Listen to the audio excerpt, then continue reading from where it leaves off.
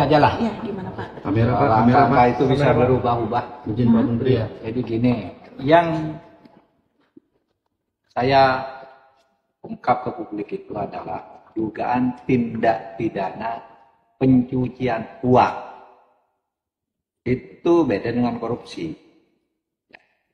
Kalau misalnya saya korupsi 10 miliar, itu mungkin tindak pidana pencucian uangnya itu bisa 500 miliar. Ini misalnya ya, kalau saya mau korupsi, kamu wajib membayar pajak kepada negara 100 miliar misalnya kan, ya kan? Lalu ketahuan, kamu wajib tetapkan pejabat hanya bayar 30 miliar. Untuk bayar 30 miliar, sisanya itu bebas, lalu disuap. Negara rugi 70 miliar kan. Tapi yang banyak itu, kerjasama berkelanjutannya itu, saya yang korupsi itu, merugikan uang negara itu namanya korupsi. Tapi di sana yang ngasih itu ngasih ke anak saya, ngasih ke istri saya, sehingga seperti ini diduga ya, sekali lagi diduga, Rafael itu, bagaimana dia laporan resminya 56 miliar, itu pun sudah bermasalah banyak, itu karena sudah pernah dilaporkan tahun 2013, bagaimana dia punya itu ternyata ditemukan ada 500 miliar. Nah itu yang 500 miliar itu pencucian uang, dan itu bukan tugas kementerian, itu tugas penegak hukum sesudah kasus korupsinya diungkap. Ya. Nah ini yang sekarang konstruksi ini yang tidak pernah dibangun. Biasanya orang tidak secara administratif, tidak secara pidana gitu, udah selesai. Kasus kecilnya, kasus besarnya ditutup. Itu yang potensinya menjadi sebesar 300 T pencucian uang itu. Bukan korupsi, potensi pencucian uang. Yang menerima feedback, lalu dicuci uangnya dalam bentuk perusahaan, saham, dan macam-macam. Kalau itu tindak pidana utamanya apa Pak? Kalau tadi apakah di bidang keuangan juga atau ada yang lain juga?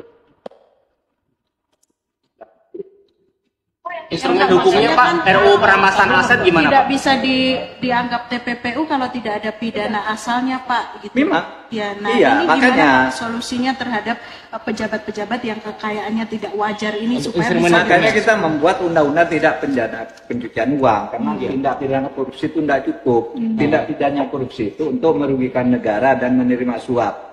Tapi feedback kepada keluarga dalam bentuk apa, kembali usaha-usaha gelap apa itu, yang dilakukan dengan menggunakan fasilitas jabatan itu hanya bisa dilakukan dengan melalui tindak pidana pencucian uang, dan itu yang banyak terjadi dari laporan 467 ya.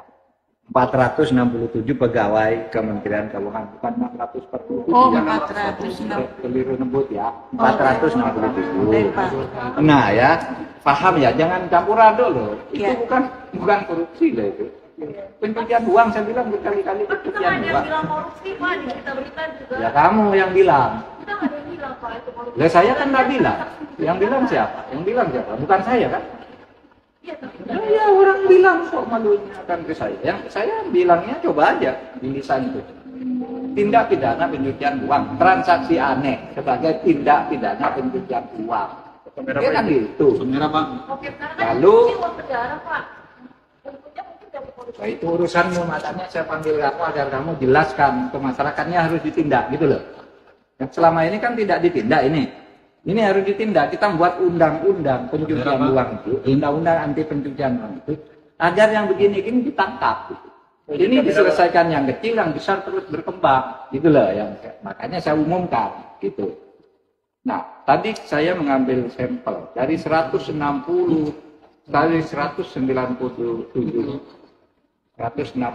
laporan yang tidak ada feedbacknya dari kementerian itu.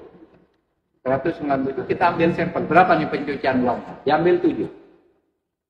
Angka pencucian uangnya 60 triliun. Mungkin korupsinya hanya 10 miliar, 20 miliar, atau 50 miliar. Tapi pencucian uangnya 60 triliun hanya dari 7 kasus. Dari 197 yang dilaporkan. Itu? Pak, ini dinilai sebagai momentum yang tepat untuk mengesahkan RUU perampasan aset Iya, Pak. karena Instrumen itu hukumnya, bisa Pak. Iya, saya sudah dengar DPR, mudah-mudahan konsisten. Saya baca DPR nunggu surprise dari Presiden untuk mengajukan RUU perampasan aset. Oke, kita ajukan secepatnya. Jangan keliru ya kalau nulis berita lalu mengadu domba. Enggak, Pak. PPATK nyebut Karena nggak katanya, paham. Pak, Nggak PPATK paham nyebut artinya katanya korupsi. selain Kemenku. Kamu harus ngerti perbedaan antara pencucian uang dan korupsi Iya. dulu. Iya. Ya, korupsi itu ngambil uang negara, mark up, ya, markdown, anggaran, menerima suap. Nah, pencucian uang itu dalam bentuk hadiah saham kepada keluarganya, perusahaan dagang, bentuk perusahaan, bentuk perusahaan gitu. Lalu uang yang suap-suap ke saya untuk kerja sama jangka panjang itu diserahkan ke perusahaan ini yang jumlahnya ratusan miliar. Itu yang diduga terjadi ke Rafael, dan itu kebetulan aja karena anaknya nganiaya lalu lo kok kaya, diperiksa.